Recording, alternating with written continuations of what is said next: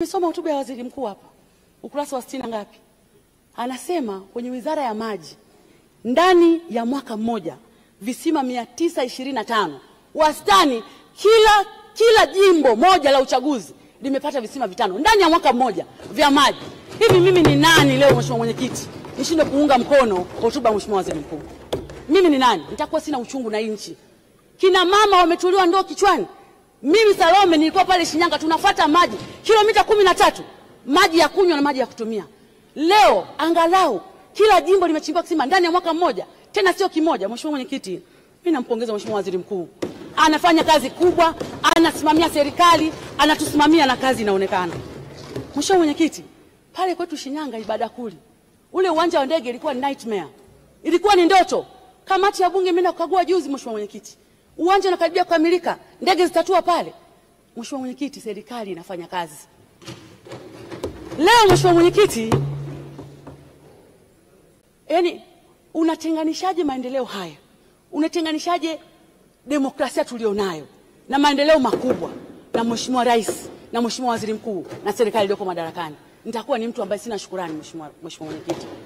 Mheshimiwa mwenyekiti, anaibuka mtu mmoja tu leo mheshimiwa mwenyekiti. Unajua, naomba niwakumbushe waheshimiwa wabunge wenzangu. Nchi tumeanza uchaguzi wa vyama vingi mwaka 1995. Na mwaka 95 tulikuwa na wabunge wa upinzani 51. Mwaka 2000 tulikuwa na wabunge wa upinzani 26. Wakati huo mheshimiwa Mbowe ndo aligombea urais. Mwaka 2005 tulikuwa na wabunge wa upinzani 41. Mwaka 2010 tulikuwa na wabunge wa upinzani 89. Mwaka 2020 15 tulikuwa na wabunge wa upinzani 116 na 2020 tuko wabunge 28 wa upinzani. Hakuna mtu aliyesema hashiriki uchaguzi mpaka tufanye mabadiliko ya sheria. Hakuna. Hakuna mtu aliyethubutu kusema hivyo. Hakuna mtu aliyesema tuingie barabarani tufanye uasi kwenye chaguzi zote.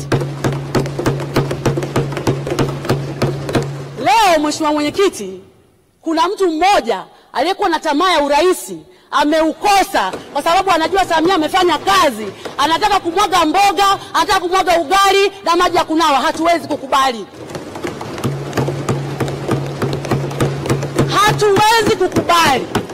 Ukweli ni kwamba kwa namna ambavyo mazingira ya uchaguzi yamewekwa, kwa namna ambavyo wameruhusiwa kufanya mikutano ya hadhara, kwa namna ambavyo wametumia vibaya nafasi yao ya kufanya haki ya demokrasia, wamegundua kwamba wakishiriki uchaguzi huu hawapenyi, ndio bana wameweka mpira kwa pani.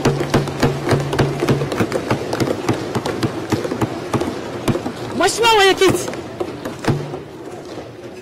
miaka yote, awamu zote 6 ambazo tumeshiriki uchaguzi kwenye nchi, awamu zote CCM ni ile ile, katiba ya nchi ni ile ile, tume ya uchaguzi imeboreshwa mwaka jana. Wanaweka mpira kwa pani. Hii haikubaliki. Nataka niseme, unaweza kusema yote kwenye nchi, lakini mimi Salome Makamba ni Msukuma wa Shinyanga. Sina pa kwenda. Pasipoti nimepewa na bunge ya kusafiria kwenda nje ya nchi. Sina pa kwenda. Mama yangu, familia yangu haina pa kwenda. Hatuwezi kuhamasisha uasi kwenye nchi hii.